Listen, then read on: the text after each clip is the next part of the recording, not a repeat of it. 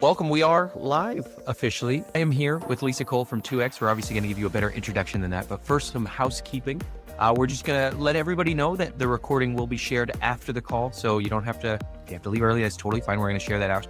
And then we've got some fun stuff throughout the conversation that Lisa will be sharing here in the background. Lisa Daniels, our head of growth at Copy.ai. Lisa Daniels, not Lisa Cole. Lisa, how are you today? Oh, wow. Really excited about this conversation. I've been thinking about it since you and I spent some time together at Gardner. I just so stoked. I know, and I got to pick your brain 2 separate times at Gardner, which was really cool. Once over dinner and then a follow-up the next day. And both were really cool that I wish we could have just recorded those conversations, which was neat. You know, So really quickly, before we get started, I'm going to pop in here. We're going to share the agenda and what we're talking about today. While I'm getting this on the screen shared, would you mind introducing yourself? 60 seconds. Don't be shy. This is the time to brag 100%. And then I've got a small introduction for you when you inevitably don't do yourself justice. okay. Well, my name is Lisa Cole, and I am the Chief Marketing Product and AI Officer for 2X. 2X is a global B2B marketing managed services firms. We work with B2B enterprise marketing leaders to effectively innovate their operating model and scale impact. We are a strategic partner for Copy.ai and absolutely an avid user. Now, for me as a person, I'm shocked to say that I've been a marketer and marketing advisor for CMOs or a marketing leader for combined 24 years. That basically means I've been a marketer that has witnessed the moments where companies figured out they needed websites. And then after they realized they needed a website, the rise of mobile phones and then smartphones and then social media fragmentation.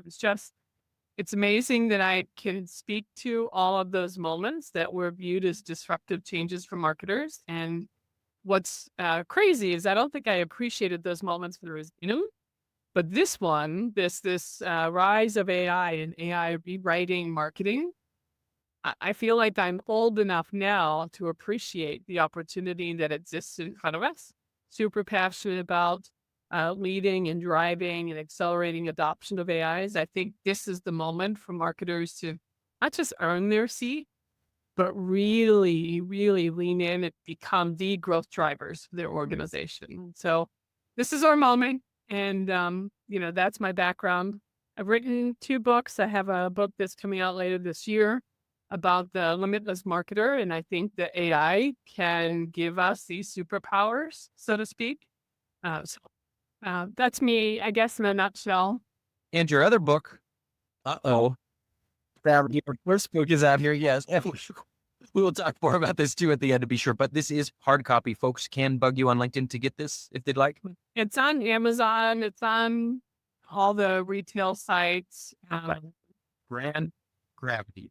And the reason I really am bringing this up, it's not just to embarrass you. The reason I really want to talk, though, about your experience in the 24 years as a marketing, unbelievable, but also 12 to 15, at least by your LinkedIn, in like an actual VP or C-suite role. And so we're talking about real leadership experience with a natural curiosity for tech. It's like the trifecta here.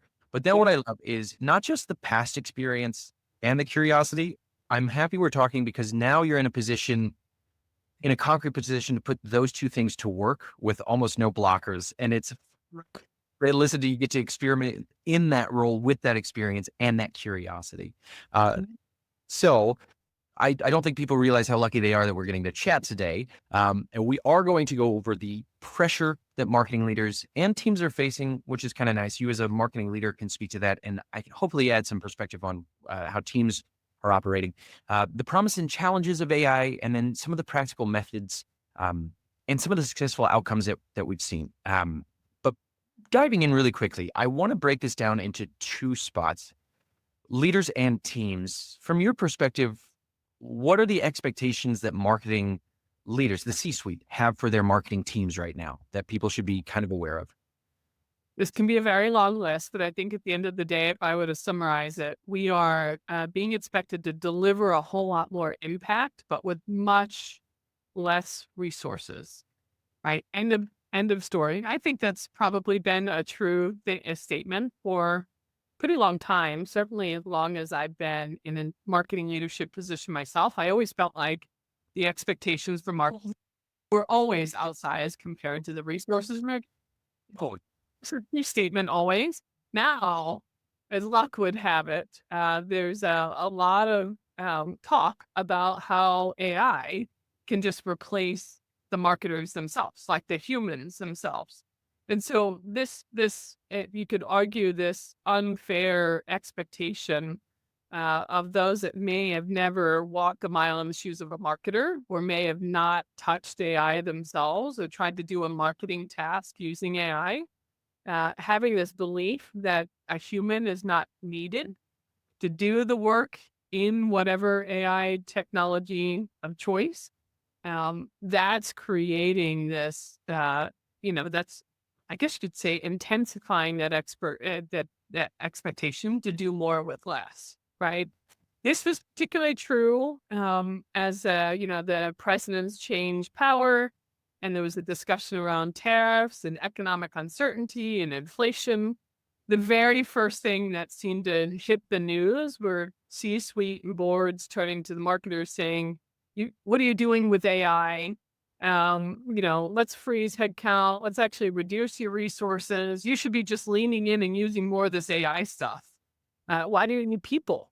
And so what was always a marketing resource paradox where there were always outsized expectations and less resources. Now it just seemed like it's on steroids, right? Oh no, now you don't even need humans. You could do all the stuff with AI, like it's a magic box or something. So I think that's how I would describe the expectations. And the additional piece of it is that the people are not only worried about what marketers are doing with AI, the other part of the expectation is that marketing knows how to protect the organization from disruption from AI. And so that's the other weird lens we're having simultaneously with our clients. We're having conversations around how do you use AI to unlock your org's potential. The other part of that conversation is around AI is disrupting your industry and your company. It's opening up the market for new competitors to enter and outpace you. What are you doing to make sure that we're visible and findable and chosen? And so, like, we were behaviors and do it without people. Yes. Weird, weird conversation. Even talking about it's exhausting. But you know what? Okay, the other side of this, and I'll throw people in my position under the bus, like end users. They're using AI, they're building AI. There's also this weird expectation. This is what I've seen with clients too. Right? Excuse me. So correct me if this is just a weird use case, but I've found that the end users also want it to be a magic box, even though they don't want it to be replaced by it. So I've worked with people and they're like, "Hey, can it do X, Y, and Z?" And I say, "Yes." And then I show them and they're like, "It's good, but I just don't like these 2 words out of this 1,200 word thing." And that's their nitpicking. And I just kept thinking we're baby out with the bathwater here. Are you seeing a resistance from the teams that these leaders are trying to manage where they're digging their heels against that change a bit? Yeah. Well, for those that might be listening and may not know a little bit more about my role, the unique role that I've been in, had the pleasure of being in the past years, and I'm leading marketing for a marketing managed services firm. So I'm leading my own marketing function, but because I'm a former customer, I also have the pleasure of talking daily to other marketing leaders. Like that's a part of my day. My salespeople love me for that reason, right? Because I could talk about the model and the challenges, and I'm not trying to sell anyone anything. But in those conversations, as I dig in, there's I think there's a little bit of skepticism, right? So they do want to use it to try to get out, kind of, I guess you could say, achieve some sort of work-life balance. They want a little less pressure. They wanted to do amazing things. But if they see something that's less than perfect or less than what they might have delivered, they're not necessarily okay with having to massage what the output is and really having to perfect the input as well, like the context or the prompting. They just think it's a one and done. It should be perfect. If it's not, that this isn't going to work for me. I'm going to move on.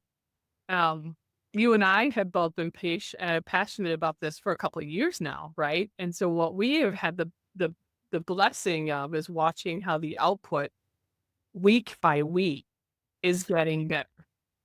But you and I have not been under any sort of delusion about that we actually have to do a better job. It's setting up AI to do a better, like to give you a output. It's no different than hiring an intern, right? And you think about an intern, they come to you, they're super enthusiastic, they want to go above and beyond, they want to deliver and meet your expectations, but they don't have the context, they don't have experience to work with, like they don't have 24 years of marketing, right? You are be able to give very clear instruction, the context they need, and then be able to guide them along the way. That's AI.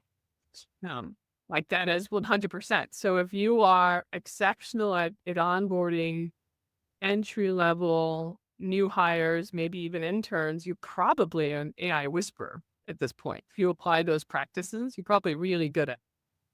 If you're not used to having to provide that level of context up front, or I wouldn't say micromanaging, but being involved along the process of the workflow to massage the output, you probably are struggling with AI. I think it's a one prompt, it's done.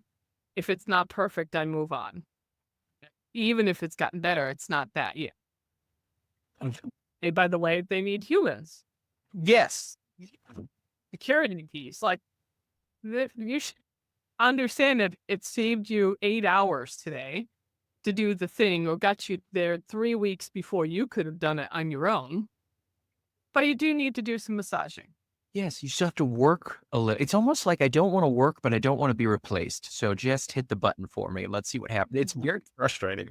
But I love what you said about, um, or the impression that I was getting from what you were saying too, is just hearing people, if they're not used to like massaging the outputs and then working, and if they're not used to almost the process of back and forth with AI, give up so early. And I've seen people do that. Somebody asked me recently, they're like, what's your secret with prompting and all that stuff? And I was like, there's no fairy dust. There's no magic here.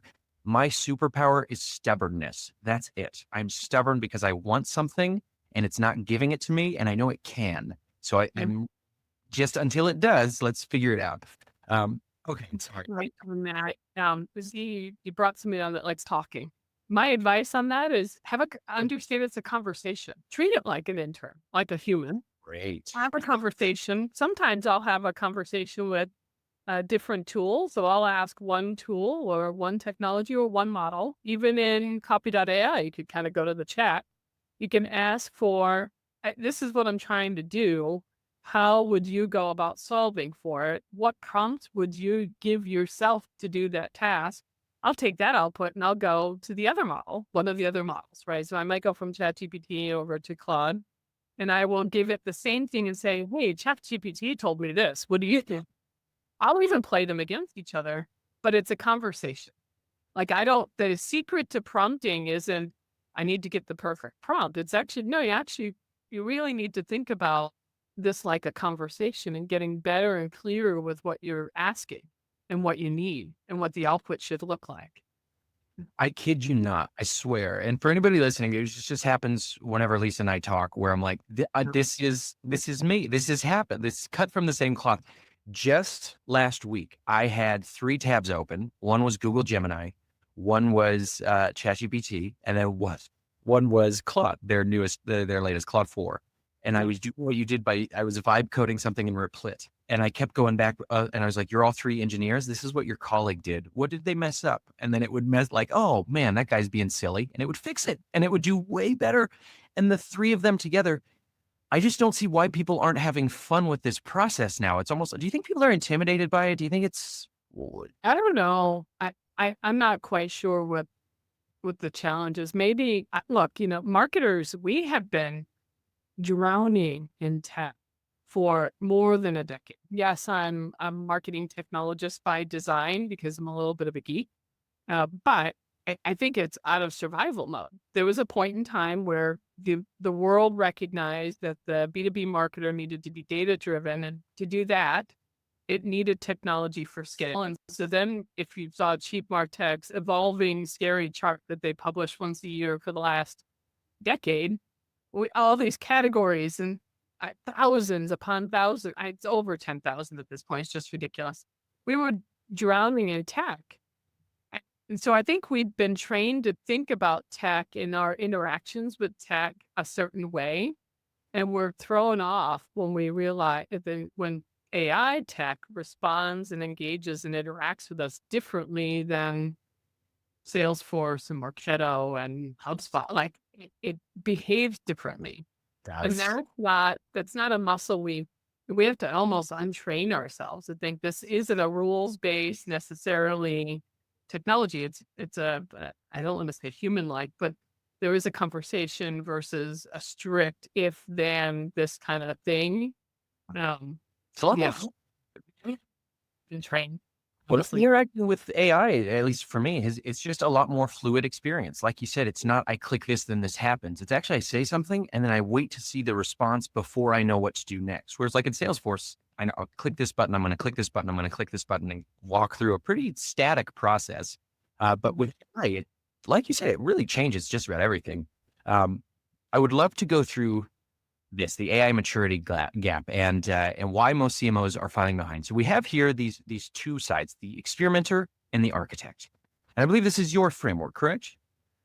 Well, yes, you and I kind of had talked through this. I think this is your visual of it, but there is the experimenter, the tinkerer, random. I classify it more like random acts of AI, right? So you identify a variety of tasks. Those tasks could be things that are time sucks in your day. They could be pain points or things you couldn't do on your own because it's an area that maybe you didn't have exposure to, and you recognize that you could give ChatGPT or whatever model you might be using, you can give it a role and it's going to solve for that knowledge gap that you have. And so they're implementing, they're using these tools for those individual tasks. They might even empower their team with subscriptions to the similar tools. They might share their prompts with their team members. And you might wake up one day and realize we have 24 various different technologies that we've empowered people to have subscriptions to, around point solutions for, again, discrete tasks. Like I would like to uh, deal with video editing much faster, right? I don't have a dedicated video editor. And so it would be great if I just gave someone the script or, let's say I want to produce an avatar and do some training videos. Oh, let me just go out and get HeyGen. You wake up one day, you've got 24, 30, 40 different subscriptions and your team's random act of AI everywhere. But then someone turns to you and says, I know you're spending money on AI. What kind of lift are you getting? Well, they didn't start with, identifying what use cases would be highest impact. They didn't start with benchmarking the current performance related to that use case. They just went out on a buying spree without really paying attention, getting subscriptions to all these things, empowering people, sharing prompts like, hey, my wizardry, look at this output, sharing those things. And then they can't really answer the productivity question unless one of those point solutions does it for them because they want to keep they want to retain you as a customer. Um, and that's kind of what we see most often. Then there's more pressure that comes on the marketing leader, and the marketing leader, the question is, what are you doing with AI and what are you doing to unlock its potential in your organization?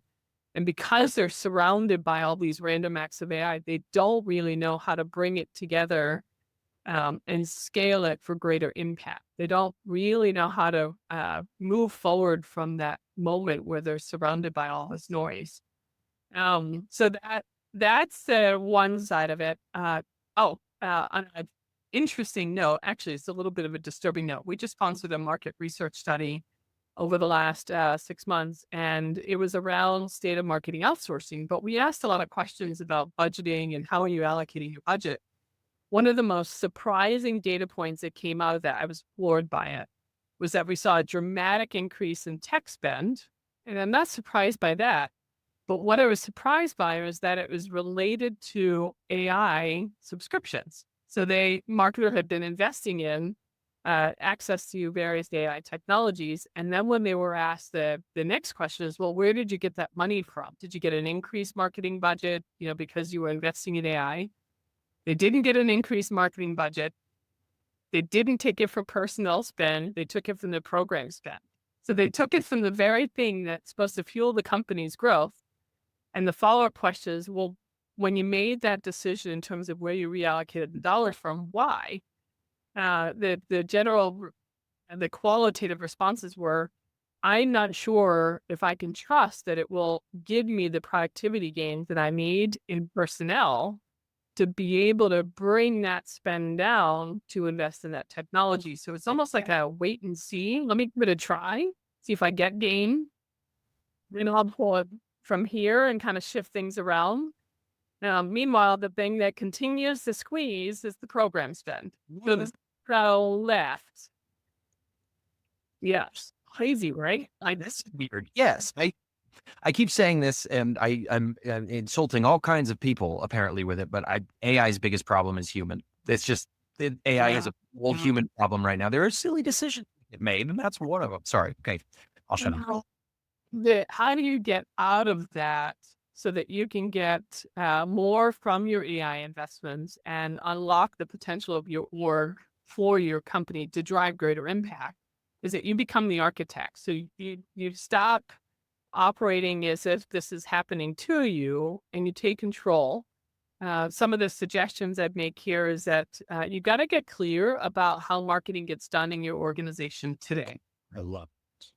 I I should say that I'm surprised by this, but I'm not. But there are a lot of CMOs out there that exist that don't actually know how the business of marketing gets done day to day. And let me explain why I think that might be. That's really far in the weeds, right? So you spend decades earning your right into a chief marketing officer position. At that point, your role is very different than being an individual operator or an operations leader for sure. I get it. You might have 1,000 marketers around the world that report to you. How could you know the day-to-day of how an email gets out the door? How could you know exactly how a campaign goes from an idea out into whatever channel where your potential buyers are going to? But that's where the secret lies. You actually have to know. Someone in your organization has to have clarity and visibility to how marketing gets done day to day. And so you've got to really think through and map your core workflows. You may not be the person that does that work. I get it. You're probably the most expensive resource, so you may not be the right person to do it. But someone in your organization has to know what's happening. And if it takes 4 weeks to get an asset to get through one particular function because there are poor handoffs or no good instructions or that person's overworked, and it takes you 3 months to get in market with the campaign, you actually have to know that, because that's what should be used to inform the use cases you prioritize, whether it's the workflows that you want to apply AI to, or even in the individual use cases. So in that example campaign, there's one client we have that recognized that it was taking 90 to 110 days for a campaign to go from an idea out the door. And a lot of the reasons why, when they dug in, we suggested, hey, go map your campaign workflow. Like, what does reality look like? There's an intake that came in from business decision makers. There wasn't a whole lot of clarity of who does work with that intake. There were lots of cumbersome review and editing and sign-off processes for all the individual assets for the campaign belong that workflow. And then somehow, if it got through all of that, it would get into market. Now, when they mapped it, and they're like, all right, so where should I apply AI to it? Well, the intake process. Okay, that's one. Streamline that. The review and editing, even just the initial output. How does AI help you produce that first output? Could even be a first output of a completed brief, so the rest of your team could do their jobs. That's the important piece. Is you've got to map your workflows and the decision points, and then from there, you can then reimagine that workflow using AI. And it could be that AI intelligently automates and does the prompting from one stage to the next. It could be that you're using various AI technologies to produce the output at each stage. So you could apply it to all the above. But how do you know where to apply it if you don't actually know how it gets done? Like, it's the weirdest way magic wand and answer the question for you, but I guarantee you, if you dig in, the magic lies in getting the answers to those questions. Oh my gosh. It makes too much sense is the problem that I'm having with it. Is it just makes it's so obvious to me that you're following the plumbing to see where something starts, where it ends, and is there any gunk in the pipe? So we got to clear out. Like it, but- yeah. Okay. Sorry. I'd be really curious in your experience. And if there's not one particular area, obviously feel free to shoot this down, but is there like one spot, particularly in content marketing, emails, blog posts, newsletters, things like that? Is there anything that like this is always just a bottleneck for teams, and we just they just need to move faster on it and trust more? Well, yes, there are also good examples in that area, but when you think about the design of a typical marketing org, the people that are doing the body of work across an end-to-end content workflow, it's not all one person. There are a number of functional experts. There are a number of specialists across that workflow.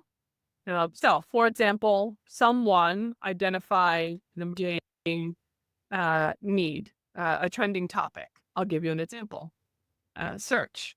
The disruption of traditional search, and everybody's trying to figure out how to be visible to AI models. There's this topic.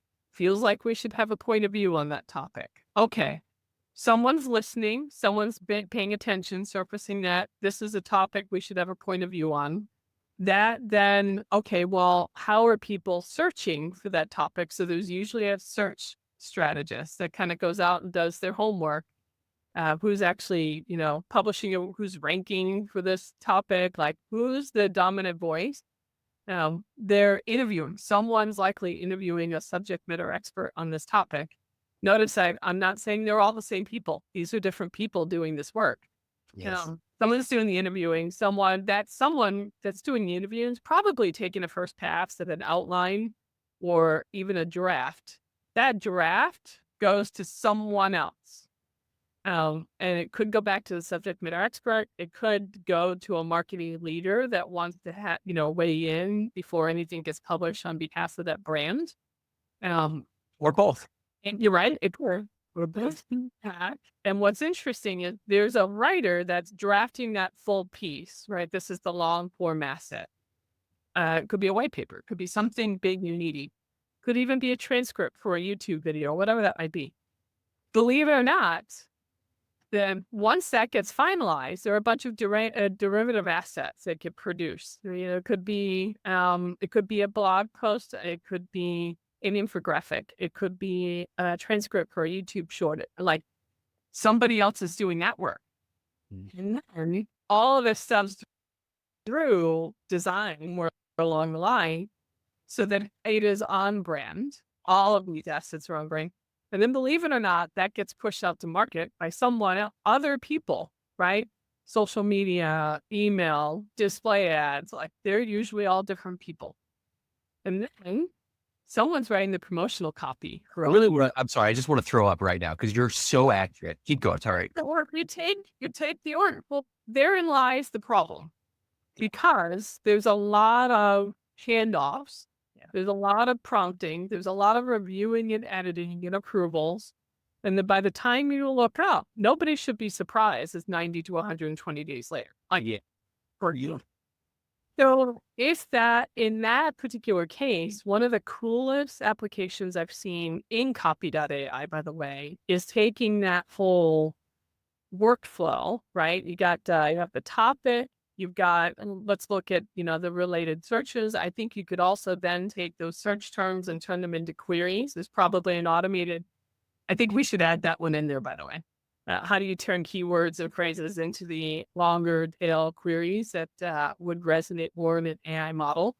Then you take the first pass, right? It's going to take the first pass based on the context and prompting you're giving it.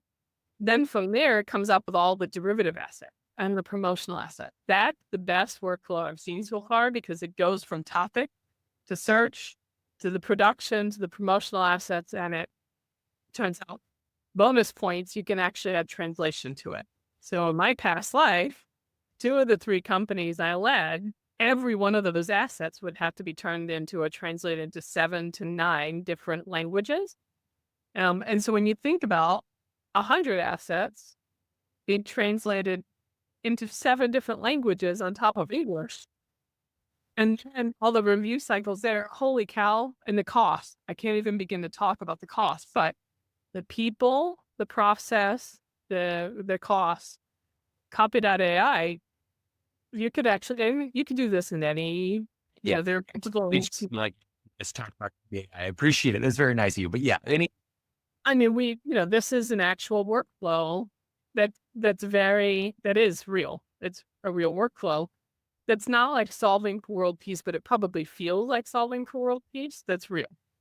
yeah, I saved thousands of hours this year. I mean, it's just that process. And like you said, coming from an agency background, everything you just described was painfully real. And it's one of the reasons why I had left. It was $2,500 for a blog post. And it was because of all those handoffs and specialists. You had to cover the cost of all of them. And some clients with deep pockets and, recently got funded, they took a lot of confidence in that price and in those handoffs because, gosh, if 8 specialists are working on this, then it must be better. From behind the curtain, it was actually much worse and much more frustrating for literally everyone involved because you don't need 8 people writing a blog post on Content Marketing 101. That's so silly.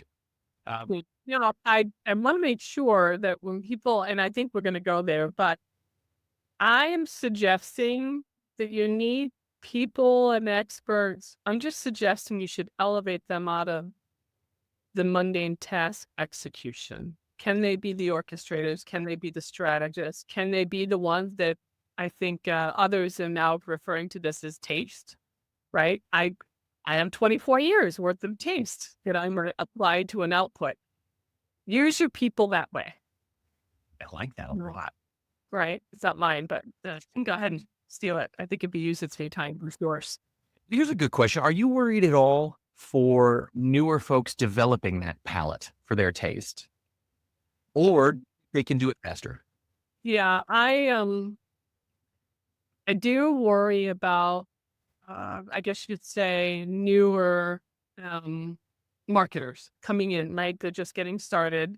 They may not have that taste, but here's where I think if as an organization you're intentional about training and development, I think AI is an accelerator for that knowledge, right?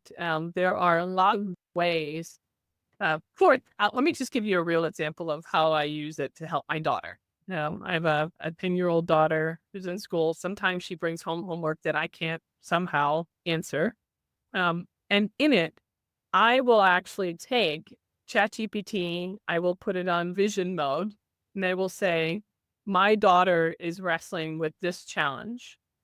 Let's look at this problem together. First, can you explain, like a teacher would, can you explain to my 10-year-old what we're trying to solve for here? Don't give her the answer, but just explain it. Then give her a relevant example for someone that is 10 years old. And then walk us through one question at a time. Pose a question, one question at a time. Again, don't give us the answer. You're going to have to wait for her to respond. And then we get to the problem. And I think I would use the same thing for a new marketer, right? So I would give ChatGPT a role. You are a copywriter, and this is going to be the challenge that you have. Or you're an email marketing specialist. And this is the challenge that we have. We are on HubSpot and we need to go ahead and build a list. Can you walk through step by step what I should be thinking about? Provide me with a checklist, and then let's walk through it one at a time. So I bet that that's a whole lot less painful and much faster than it took for me to get my act together and grow up as a marketer. I think that's right. When I think for 24 years, to be clear, some of my 24 years, I was stumbling in the dark, figuring shit out.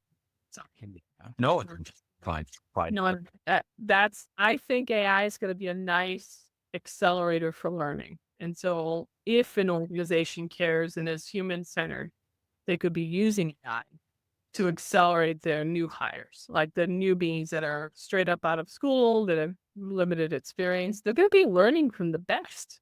I have a couple custom GPTs, and like I have Gary V chat GPT that I talk to all the time. That's And awesome. ask him questions with my writing. Can you imagine taking the world's best marketers and having a couple custom GPTs where you can go and ask for advice? I can't imagine because I started slowly building it over the weekend, but I'm trying to build resources and I'm grappling with the ethics of it, to be honest. Kind of like, it's tough. Wow. Well, okay, but I love this. And I want to turn around and gosh, time is just flying by. I'm so sorry. No. Uh, you talked about pilot projects and people doing random acts marketing and stuff like that. What a great opportunity, though, because when I think about how I developed my taste, stealing it from you and from whoever you stole it from, when I developed my taste, really it came down to I realized at a certain point, this was like 5 or 6 years ago, that what I like personally doesn't matter as much as I want it to. If it's just, yeah, it makes me laugh or it doesn't. It's really the audience that I'm writing to that I'm trying to connect with. If Right. I'm not CP, and so the way that I developed my taste for a brand was always through A/B testing. Like, how do we do this? We now have this technology that can create an endless number of tests. It can scan forums and community boards for positive and negative sentiments. What words are they using for those positive and negative sentiments? Can we refine our copy and brand voice and personalize it to different people? Like, refining taste should almost be less clunky than ever, excuse me, and faster results because we can test it so much faster with all this tech. Where's that? My dad tried. Okay, we gotta hop onto what's next, and I want to make sure that we pop into this talking about the maturity model matrix, where teams are. We've got about 7 minutes. We're gonna do this, just talking through really like at a concrete level where teams are, but then how they can start thinking about getting started at a practical level that's beyond like I'm gonna make a chat GPT. Yeah. Well, I think about it certainly across the stages, random acts of AI, ad hoc. I also think about it from a second lens, which is how are you moving from being able to execute a singular task to executing a series of tasks? And then I guess you could say the version of crawl, walk, run there is how do you fully or intelligently automate groupings of series of tasks across an end-to-end workflow? Now, from ad hoc to defined, this is where you really do actually need to know, like how map your workflows and understand how marketing gets done today. Within that, you think about where the greatest pain points are, and you apply that AI technology against those pain points. It's likely found within automating a series of tasks. It could either be for speed to market or improving the output of the series of tasks. Then you work on, and this is really kind of piloting. You roll it out on a pilot. You optimize that automated process, and then from there you decide to scale it. From there, you pulling together these series of tasks and workflows to orchestrate it, intelligently orchestrate it. And this is a little less rule based and more you're giving context and you're allowing the models to do the reasoning for you. So that's how I would tend to think about like your AI maturity. Oh, this is great. This is great. Is there any, I don't want to take up too much time. I'm just wondering, is there anything just on your mind? If I were a new CMO, like let's say last year I got promoted to CMO. No, let's say 2023, I get promoted CMO. And now, holy crap, AI just changed everything. And 2024, people seem to be more resistant. I'm getting the feeling 2025, people are like, oh, wow, this is really powerful. And I'm starting to fall behind. I got to catch up. Yeah. I'm a new CMO. I know I've got an average of 18 months to sit and make something happen. What advice would you give me directly on how I can support my team pushing this forward? Yeah. Well, I think first you got to develop a point of view in terms of what really is your source of competitive advantage.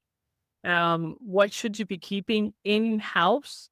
And those are your any of the roles that are they are the keepers of your company's competitive advantage, messaging, positioning, strategy, translating business strategy into marketing strategy. They're the keepers of your market, the listening to the market and to your customers. And you identify the use cases and apply AI. You help and empower them to use AI to become superhuman. Then you decide there's a layer of body of execution work that doesn't need to be your superpower. You do not need to do this differently than your competitors. You've got to think critically around, well, how does that work get executed? And how do I make decisions with that work that frees up enough money that enables me to fund growth programs and the technologies I need to turn my marketers into superhumans and automate these workflows.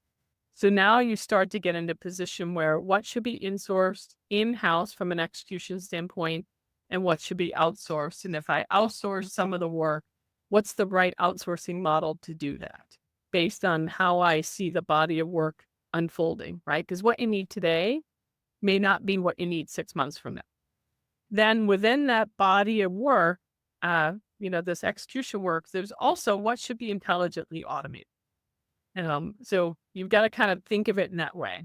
Source of competitive advantage needs to be done differently than any of your competitors for you to win in the market. Execution work. And then within that execution work, you've got two real decisions to make: insourcing or outsourcing, and intelligently automated. The real unlock is where you're able to answer all three and say, this is what I really need to own, keep in-house. I'm going to power them with AI. I'm going to free up some dollars to give them the technologies they need to become superhuman. This is what I'm going to outsource, and this is the model. The unlock is you make sure that you partner with an AI first or AI forward partner for their execution. So you're holding them accountable for streamlining and optimizing their execution for scale.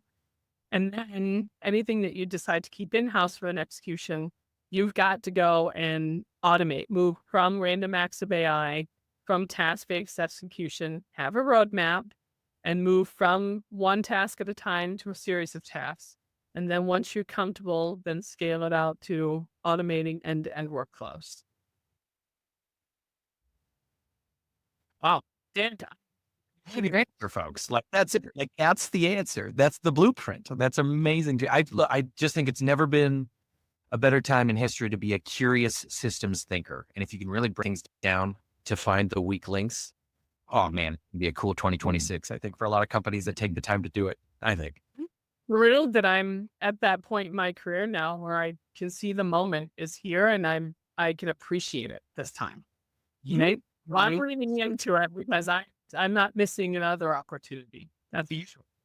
And really, I'm not kidding. When I was writing that, and I know I look like I'm just taking fake notes, but really, I'm a hand and paper kind of guy. And when I was thinking of the introduction, it was just so much experience in the trenches, so much experience overseeing people in the trenches while still keeping a hand in the trenches, plus a natural curiosity, and now a position that lets you experiment, play at scale, not to use a jargony term.